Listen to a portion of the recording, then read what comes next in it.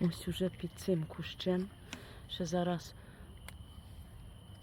водичку в одну коробочку налила, ще другу налью. Тут у нас чорненький, тут у нас це що не б'ється котик чи кошечка. Тут наша чорненька, тут лапік. Лапік, ти чого не їсиш? На. А там наше сіреньке, він їсть, бачите? Я вже його подальше, щоб воно вже поїло. На, лапік.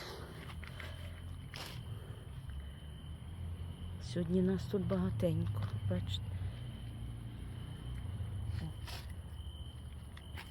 Сіреньке там аж є. Ще зараз водички налью їм.